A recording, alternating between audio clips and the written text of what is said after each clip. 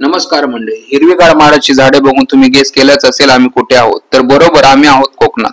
तर आज आम्ही कोर्ले किल्ल्याला भेट देण्यास आलेलो आहे. तर आता आम्ही किल्ल्याच्या दिशेने जात आहे.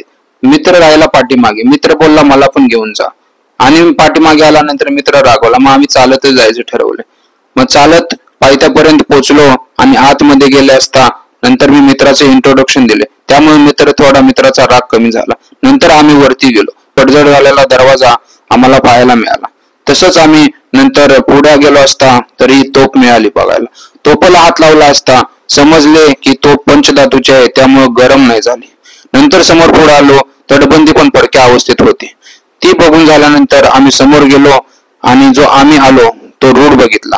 तो रूट बघत असताना तिथेच लावलेली आमची बाईक पण आम्हाला दिसली. तसंच आम्ही समोर पुढे गेलो असता महादेवाचे मंदिर भेटले. मग महादेवाचे दर्शन घेऊन आम्ही तसेच समोर गेलो असता तर एक दादा भेटले की त्यांनी आमची ताण भागवण्यासाठी प्रयत्नांची पराकाष्ठा केली. गोड पाणी पिण्यासाठी काढून दिले.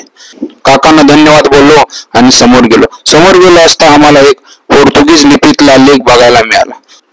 तर हा जो लेख आहे तो झूम करून वाचण्याचा प्रयत्न केला. लँग्वेज जरी इंग्लिश असली तरी समजायला अवघड होते. नंतर आम्ही समोर गेलो असता छत्रपती शिवरायांच्या जरब गुणाचे दर्शन झाले. समोर भला मोठा चर्च बघून मी तर थक्क झालो. किल्ल्यावरती अशा इतिहासरूपी वस्तू पाहताना मनाला खूपच भारी वाटलं. तसंच आतमध्ये गेलो. आतमध्ये जात असताना मित्राला पण व्हिडिओ मध्ये घेतलं, कारण मित्राला भारी वाटावं.